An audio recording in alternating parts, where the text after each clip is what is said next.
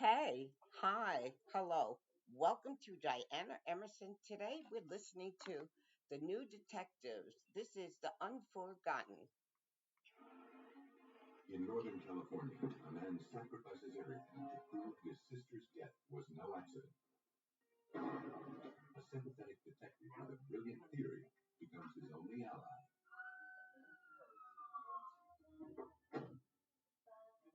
A young woman vanishes, and everyone's convinced she's been murdered.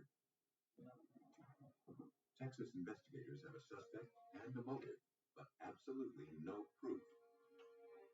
At least, not yet. A sexual predator terrorizes a quiet Colorado neighborhood. When his spree suddenly ends, authorities are left with no way to find him. Anyone can get away with murder, at least for a while. But as long as a murder remains unsolved, it also remains open. And justice favors the unforgotten.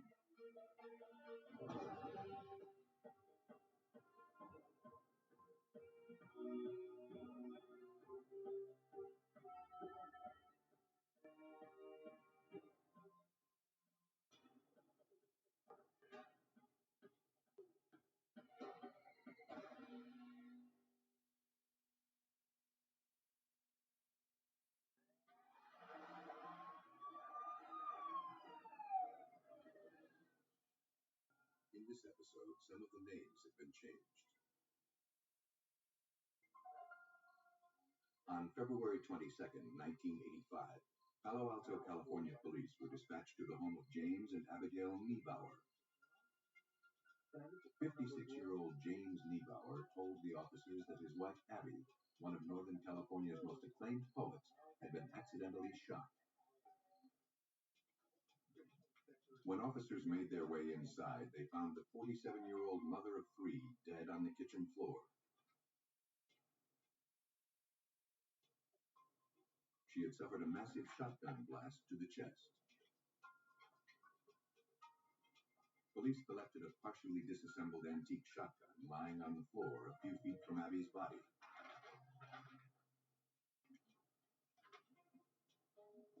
On a nearby table, police noticed polish, rags, and other cleaning supplies. Crime scene technicians photographed the scene.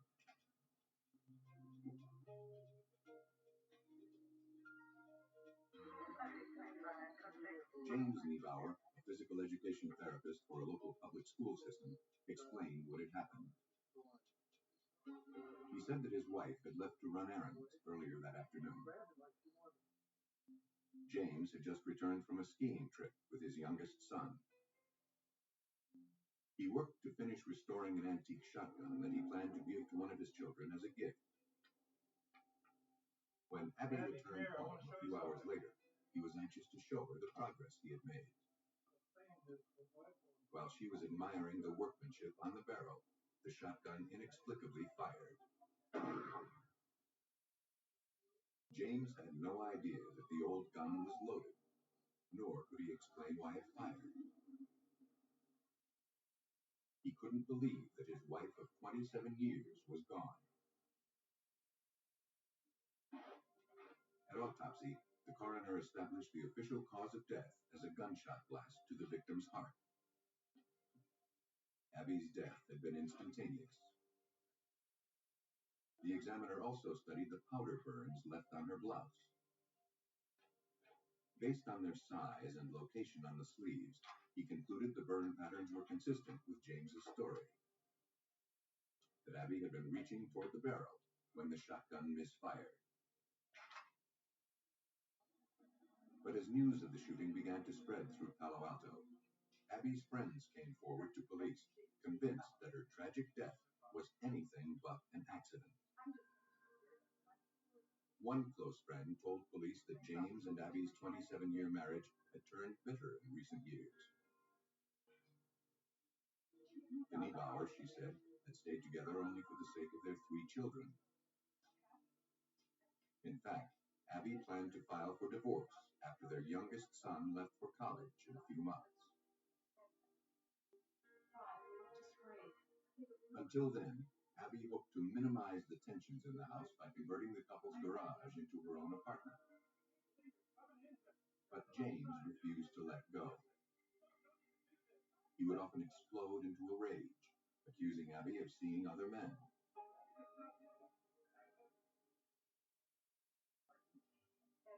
Abby began to fear for her own safety. Despite James Niebauer's story to the contrary, friends were convinced that Abby would never have approached him as he held a weapon. Forensic technicians examined the old shotgun. After a thorough analysis, they could find no obvious flaws in the trigger mechanism that would explain why the shotgun had spontaneously fired. Nevertheless, when police reviewed all of the facts of the case, they concluded that Abby's death was consistent with an accidental shooting. The shotgun and Abby Niebauer's clothing were returned to her husband.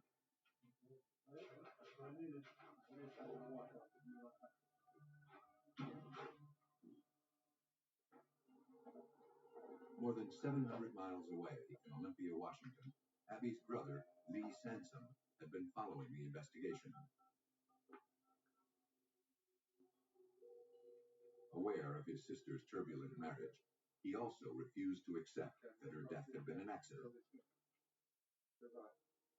I was very much surprised when a friend of my sister sent me a newspaper clipping indicating that the shooting had been declared an accident by the police. That was completely the last thing that I thought would happen. Abby's brother traveled to the Palo Alto District Attorney's office, hoping to convince them that this case demanded a closer look. Though he had no physical evidence, he believed he could establish a motive for murder. He said that just 2 weeks before Abby's death, the estate of their recently deceased parents had been settled. Abby's inheritance was $180,000. She confided to her brother that she planned to keep it in an account where James couldn't touch it. However, if Abby died before her divorce was finalized, the money would automatically go to James Niebauer, which is exactly how it was playing out. But ultimately, authorities weren't swayed. And Lee Sansom quickly realized that if he was going to find justice for his sister, he would have to come up with solid physical evidence on his own. As he struggled to find a way to expose his brother-in-law's crime, he received a letter from authorities in Palo Alto. I got a letter back saying that they didn't really feel that there was any reason that the local prosecutor probably knew what they were doing, and that there was no reason for them to look further into it. Unwilling to accept the official ruling, Sansom made a difficult decision. He quit his job as a computer programmer and began investing all of his time and money to finding justice for his sister. Financially, I lost everything that I had put aside for my retirement and that I had inherited from my parents. And as I say, there were huge gaps of time in which I was waiting for some results. It was very difficult.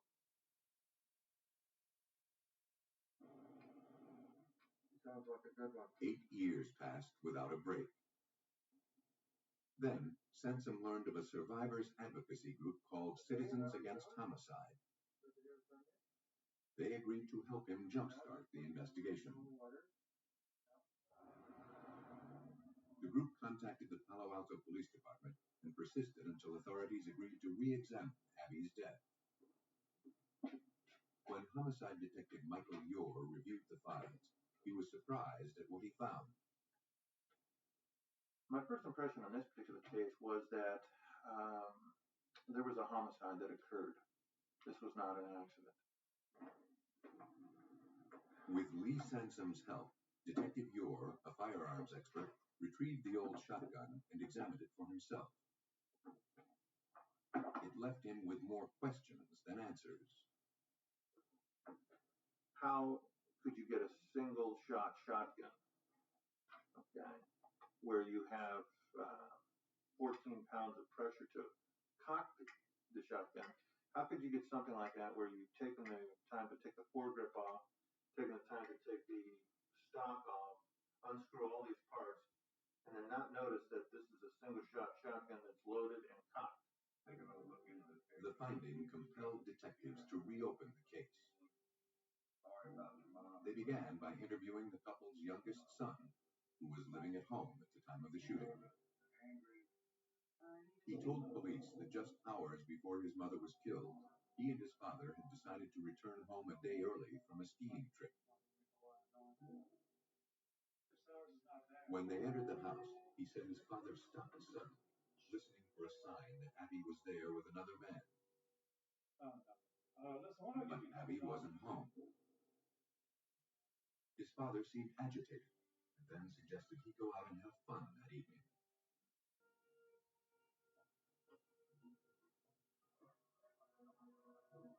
The son thought this was peculiar, since his dad rarely let him go out, even on weekends. He went and never saw his mother alive again. Detective Ure was convinced that James Niebauer had sent his son away for a reason. He didn't want any witnesses to the shooting. But until investigators could find a way to come up with solid physical evidence to prove murder, Abby's death would officially remain an accident. After 10 years, police in Palo Alto, California agreed to reopen the investigation into the death of 47-year-old Abby Niebauer, shot by her husband James as he worked to restore an antique shotgun. Though they now suspected she had been murdered, investigators lacked the physical evidence to prove it. Convinced that something had been overlooked years before, Detective Michael Ure examined the coroner's report. The medical examiner had stated that the powder burns on Abby's sweater were consistent with her reaching out toward the gun barrel when it fired. When Detective Ure viewed the photos for himself, he came to a different conclusion. The powder burns, he noticed, were on the outside forearm area of the sweater. That doesn't match up with somebody reaching out and being shot directly into the chest. So that's what initially caused me to sit back and say, how else could it have happened?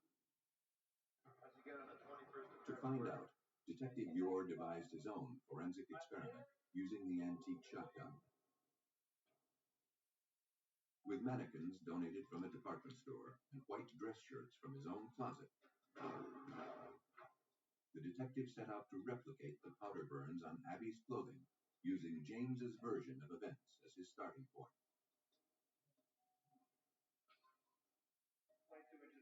But that scenario failed to reproduce the same patterns.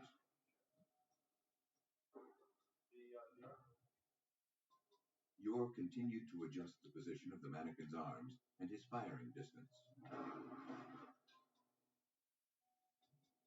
After several days of test firing, he was finally able to replicate the burns on Abby's clothing.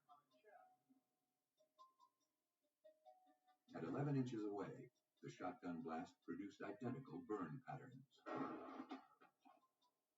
And the defensive position of the arms suggested that Abby Niebauer knew what was about to happen to her. And now this changes the scenario from she was looking at the bright colors that were on the weapon itself, voluntarily having a shotgun placed at her heart and doing it with her consent, to her now having a shotgun placed at her heart and her in an Alfred Hitchcock terrified position. An independent forensics authority confirmed Detective Ure's test results. And now, the Palo Alto District Attorney was convinced that James Niebauer had murdered his wife. James Niebauer, now 69 years old, was arrested at the Seattle-Tacoma International Airport as he returned from a trip to Germany. He was extradited to California, where he stood trial for the murder of his wife. Police believe that James Niebauer recognized his marriage was over, and the only way to cash in on Abby's recent inheritance was to kill her before the divorce was finalized. After sending his son out of the house, James loaded and cocked the old shotgun and waited patiently for his unsuspecting wife. As she stepped into the kitchen, he fired, killing her instantly.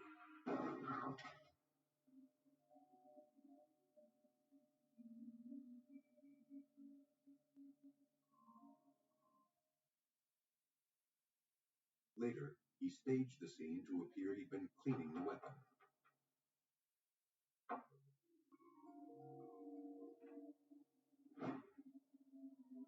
In 1999, James Niebauer was convicted of first-degree murder and sentenced to 27 years in prison. For the victim's brother, Lee Sansom, it was the end of a long struggle for justice, but not the end of the mystery.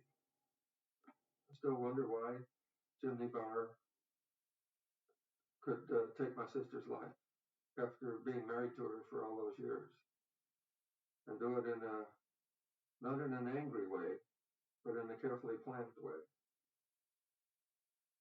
And I still wonder how he could do that. Though some homicide investigations can linger for years without a break, justice has a long memory. And advancing forensic technology can heat up an otherwise cold case. Houston, Texas, July 25th, 1987. In the afternoon hours, a road crew working along a rural highway prepared to finish up their day's work. Without warning, a passing motorist suddenly opened fire. One of the workers was hit in the leg. A co-worker managed to get the pickup truck's license number as the vehicle sped away. The information was quickly called into the Harris County Sheriff's Office. Within a few hours, Detective Marcel Dion had traced the tag to a car dealership owned by a man named Michael Neal. Police went to the car lot to interview Neal about the shooting.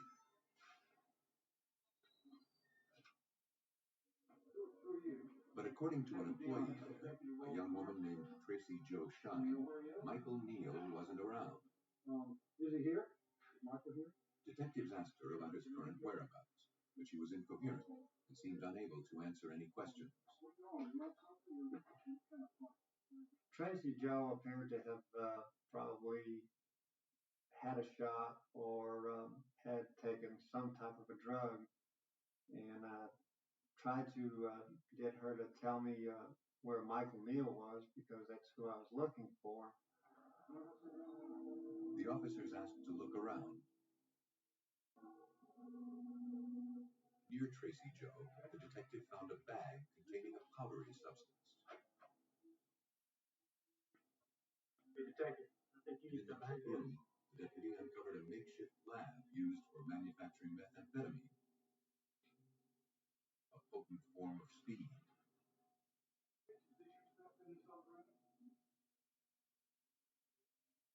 Though Tracy Jo claimed to know nothing about that, she was placed under arrest.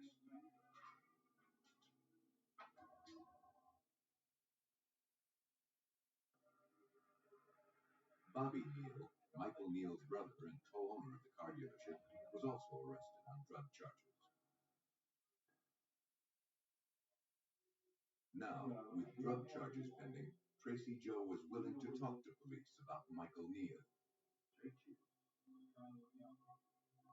She said she and Michael were romantically involved. In fact, the two shared a house. Though she didn't know where he currently was, she told police that he was the man who had shot the road worker.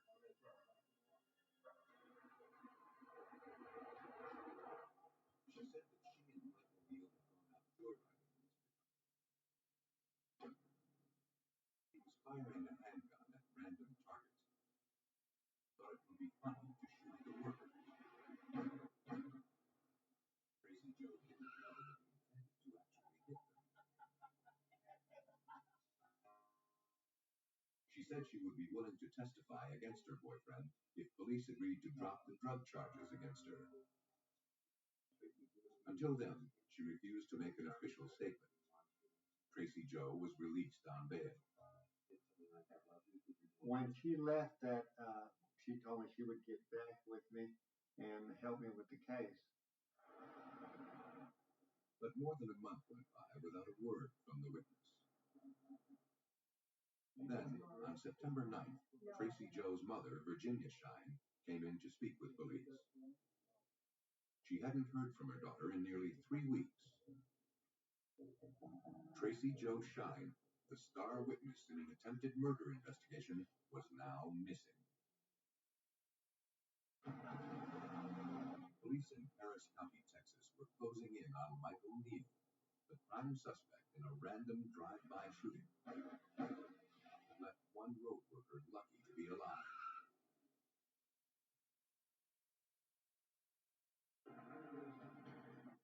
Though Neal's girlfriend, Tracy Joe Shine, had agreed to testify against him, she was now missing. Though the timing of her disappearance was suspicious, investigators had to consider that she had left town to avoid having to testify against her boyfriend. But then, Detective Marcel Dion received a call. A woman who wished to remain anonymous claimed to have information about a man who had murdered his girlfriend in their home. Supposedly, the girl had been placed in a 55-gallon drum of muriatic acid and been dismembered just prior to that. The informant started relating to me the names involved, and she named Michael Neal and Tracy Joe Shine.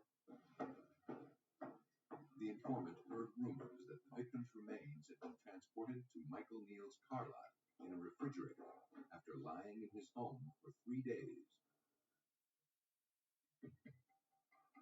Investigators obtained a warrant to search the premises of the car dealership.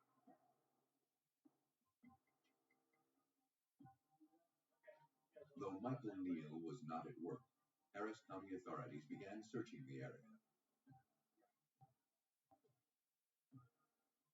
On the side of the building, technicians found an abandoned refrigerator. It was unplugged and wide open, as if it were being aired out. It appeared to have been recently cleaned, but as examiners soon learned, not thoroughly enough. Debris still clung to its surfaces, including what appeared to be a small fragment of flesh.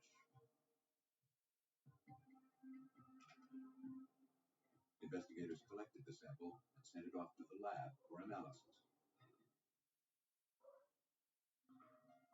In 1987, DNA testing was in its infancy and required large samples. With such a small sample to work with, examiners were only able to conclude that the DNA extracted from the refrigerator was human and that it had come from a female. The process had consumed the entire sample, precluding any further testing. For investigators, the finding of female human tissue, however, supported the anonymous caller's statements that Tracy Joe Shine had been murdered. Looking to find additional evidence to corroborate the story, police searched Michael Neal's bedroom, where Tracy Joe's dead body had allegedly lain for 3 days. If Tracy Joe had been murdered there, police and forensic technicians could find no evidence to prove it. Michael Neal's whereabouts also remained a mystery. In November 1987, 4 months after Tracy Joe's disappearance, investigators got a break. Michael Neal had been located in San Antonio. He was in police custody for having shot a man in the face.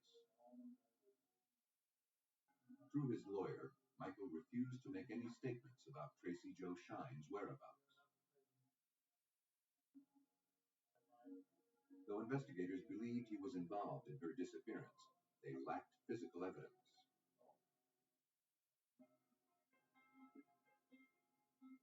bring a case like this in front of a jury, and the jury says, well, what if we convict this guy and then Tracy Joe shows up? Uh, and it's very hard to, when somebody disappears, to assume that this person is dead. Investigators would have to find another way to make their case. They interviewed dozens of inmates serving time with Michael Neal, hoping the suspect had bragged about the murder. But other than rumors, no one had any useful information.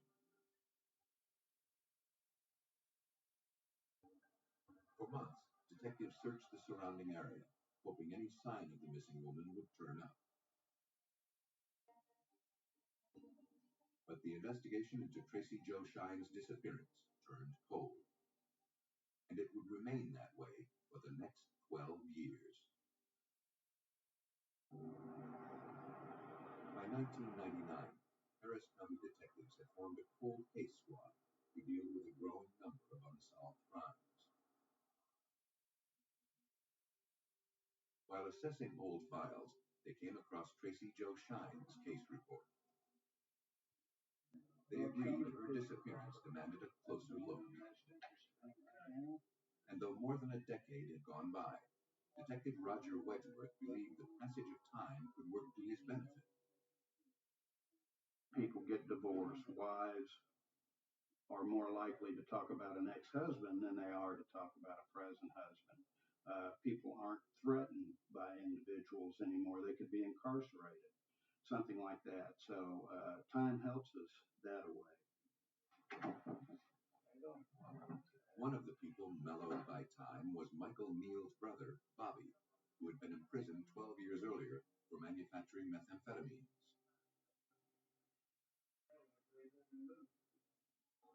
His parole hearing was coming up, and now he was willing to tell what he knew.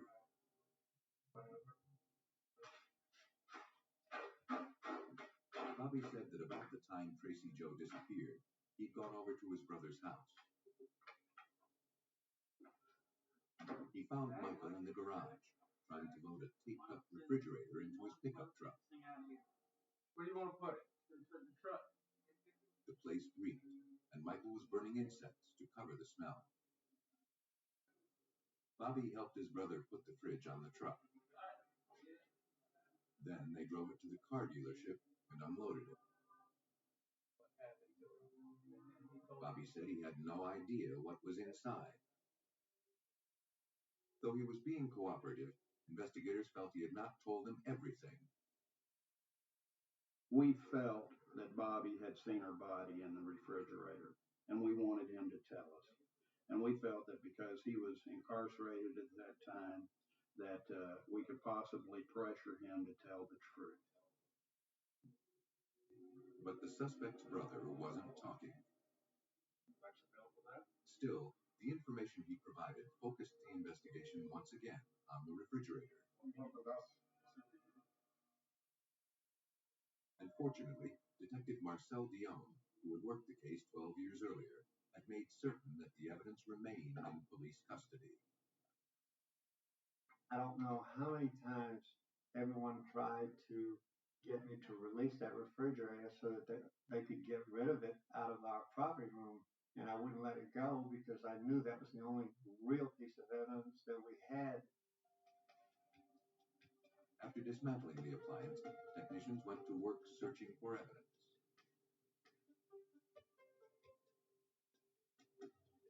They found and collected several biological samples that had gone previously undetected.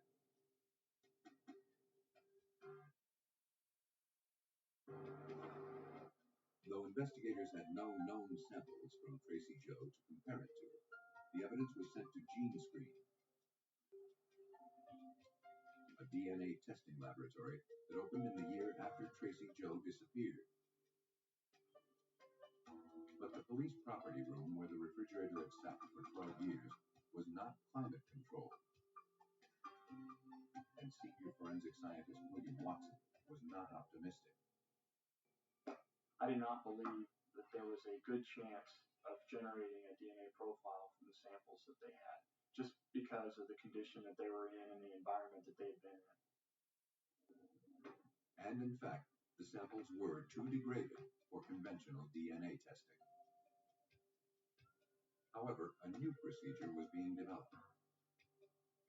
The technique, called mitochondrial DNA sequencing, looks at a specific strand of DNA in the cell nucleus that's passed unchanged from mother to child.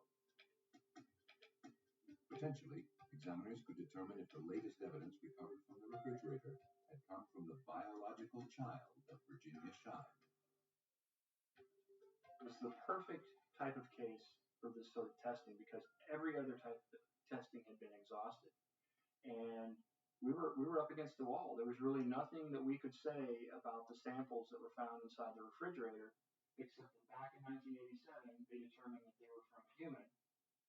And that was it. So if we didn't get a profile of mitochondrial DNA, we weren't going to have anything at all. The procedure was a success. Examiners then compared the profile generated from the refrigerator to those of Tracy Joe's mother, Virginia Shine. The results were a match. And then we looked at the overall In a court of law, the tiny samples were enough to constitute the victim's deceased body. After 12 years of waiting, advanced forensic technology had provided investigators with proof that Tracy Joe Shine had been murdered. On January 1st, 2000, Michael Neal, imprisoned on unrelated charges, was confronted with the evidence that confirmed Tracy Joe's body had been in his refrigerator. Faced with the death penalty, he confessed to the murder.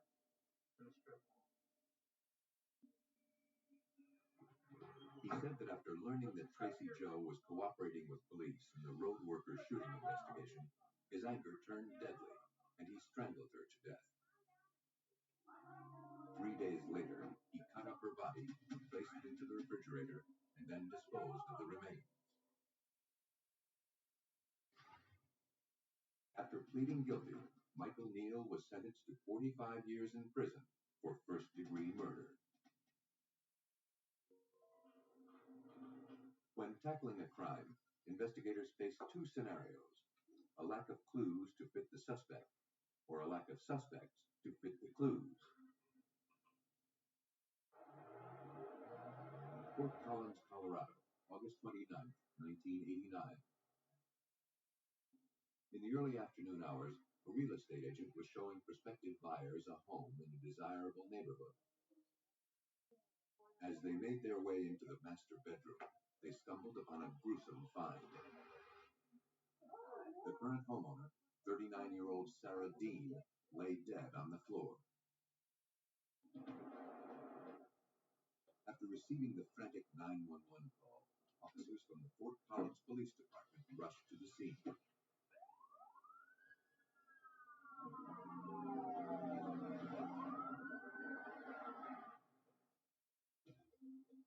There, in the second-floor bedroom, they found the victim with a telephone cord wrapped tightly around her neck. Sarah Dean had also been sexually assaulted. A spilled cup of water found near her body suggested she had been taken by surprise.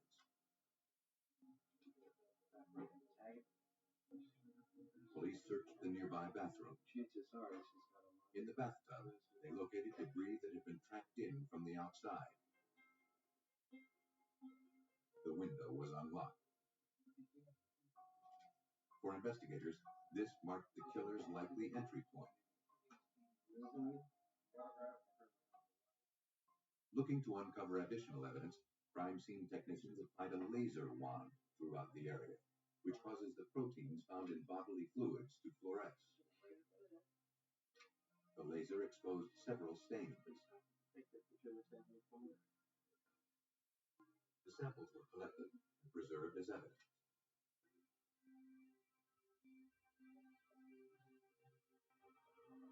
As police processed the outside of the house, they located and collected a palm print on the locked kitchen window. But there was no telling when it might have been left there, or by whom. No ladder marks or any other signs of a forced entry were found.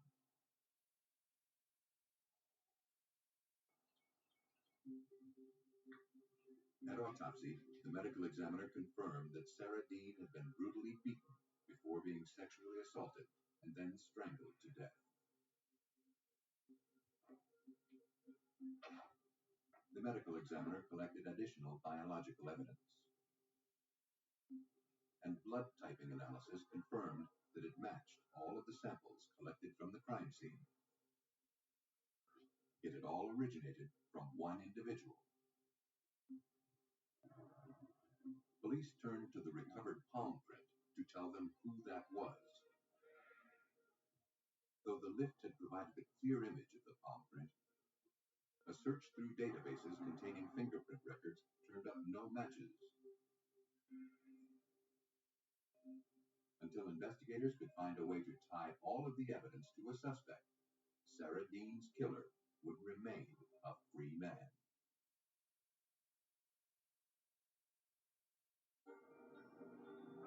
Police in Fort Collins, Colorado struggled to solve the brutal rape and murder of 39-year-old Sarah Dean. And though they had collected incriminating physical evidence at the crime scene, they had no solid suspects to link it to. Using photographs taken at the scene, investigators worked to develop a profile of Sarah's killer. To reach the unlocked second-floor bathroom window, the suspect had to climb a fence, grab the gutter pipe, and then swing onto the roof. For investigators, that suggested that the perpetrator was young and agile, most likely a teenager. With an overwhelming amount of physical evidence to prove murder, Lieutenant Jim Broderick needed to find a way to identify the suspect.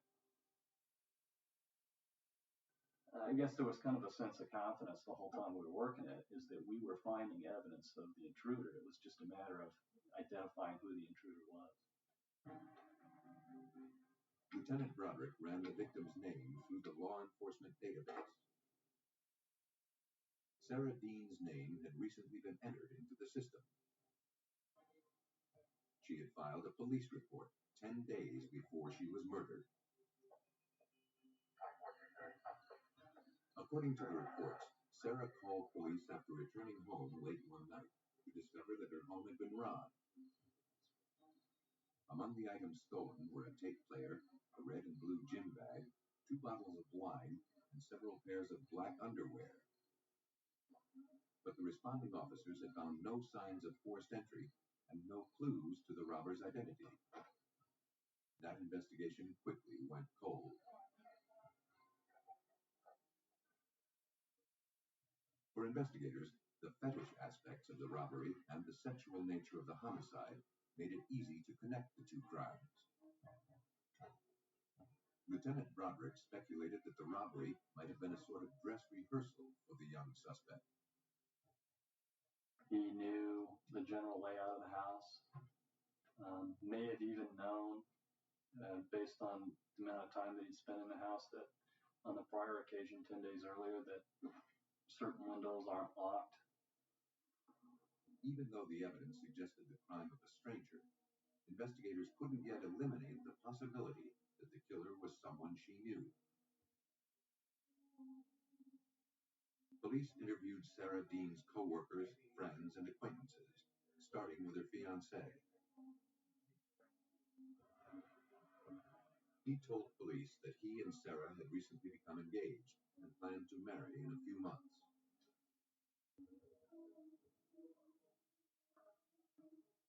They were excited about their future together. Sarah was in the process of selling her home so they could purchase a new one together. He had no idea who could have done this to Sarah. Before releasing the fiancé, police collected blood samples. Serological tests later confirmed he was not the killer. Over the next several months, hundreds of local residents, including known sex offenders, were brought in for questioning. All were asked to submit blood samples. I'll bet you there was 300 to 400 people that actually had blood samples drawn from and compared to the evidence at the scene, but no one was being matched up. The search for Sarah Dean's killer was turning up nothing. Then, in September 1989, a month after the homicide, Fort Collins police uncovered a clue. A car that had recently been reported stolen was found abandoned along the side of the road. Inside, the officer collected a baseball cap with the initials DT Jr. written on the brim.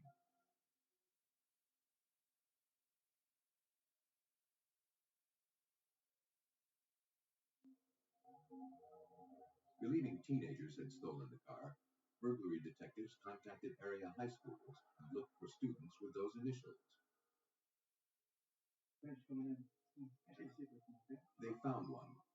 16-year-old Douglas Thames Jr. was brought in for questioning.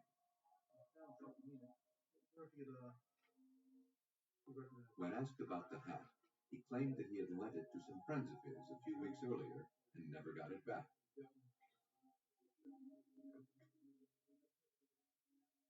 With his mother present, Thames denied stealing the car.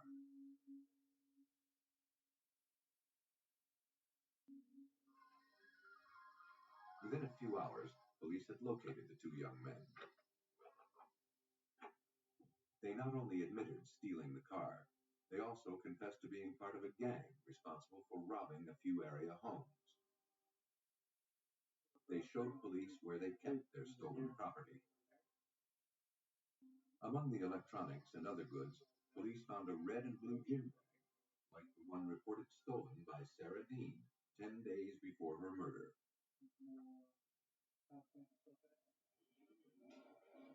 Officers confronted the teenagers with the evidence linking them to the homicide. But the boys denied any knowledge of it, and they refused to divulge the names of other teenagers involved in the robberies.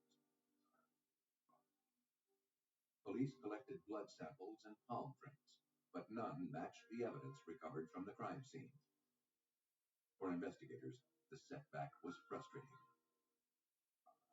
Over the course of the next 4 to 5 years, there's just nothing coming in. I mean, there's good leads based on people arrested in other jurisdictions for similar crimes, but you do the serological testing, and it just doesn't match up with our crime scene. 6 years after Sarah Dean was found brutally murdered in her home, police were no closer to finding her killer.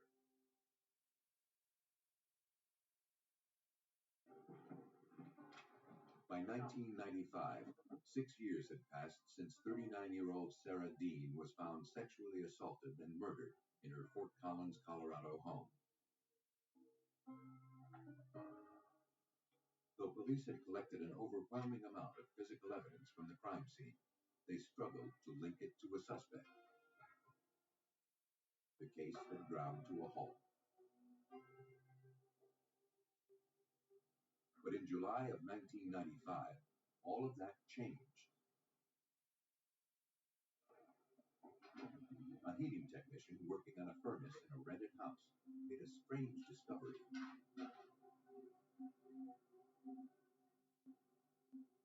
As he worked to fix a clogged air duct, he found several pairs of women's underwear stuffed inside.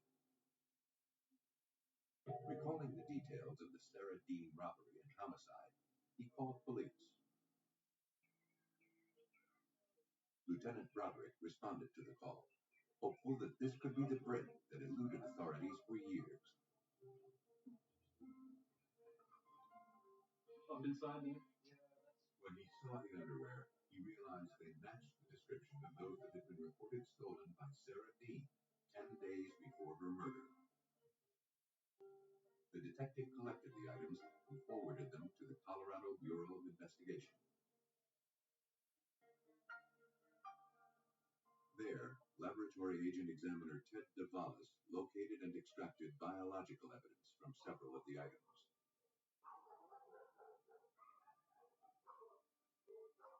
Even though the samples had sat for 6 years in a furnace air duct, Agent Davalos was confident that new DNA technology would allow him to obtain valuable evidence. I would have been concerned of doing the old ABL typing and some of the protein markers, which are more subject to degradation. DNA is very stable, and again, what we do is we always go ahead and try to develop a DNA profile to see if we can be successful or not. Davalos was able to develop a genetic profile of the suspect from the evidence recovered from the underwear. When that was compared to the biological evidence recovered from the Sarah Dean crime scene, Davalos concluded that all of the samples in this case had originated from one individual.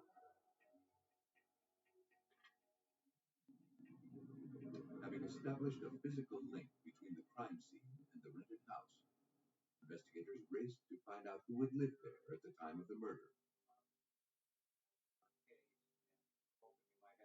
Fortunately, the landlord kept meticulous records. He told police that in August of 1989, the house was rented to a family who had a few teenage boys. One was named Douglas Thames Jr., the teenager who had provided investigators with information 6 years earlier. A check of statewide records revealed that Douglas Thames Jr., now 22 years old, lived several hundred miles away in Grand Junction, Colorado. Armed with a court order to obtain blood samples and fingerprints from Douglas Thames Jr., Detective Broderick headed for Grand Junction.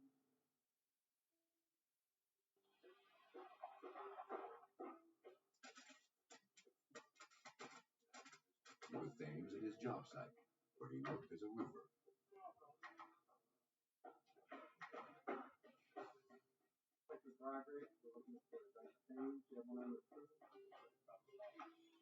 He was taken in for questioning.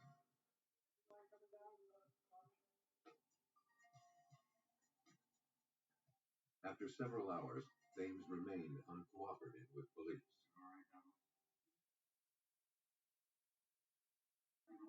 Convinced he was hiding something, investigators took handprints and collected blood samples before releasing the suspect.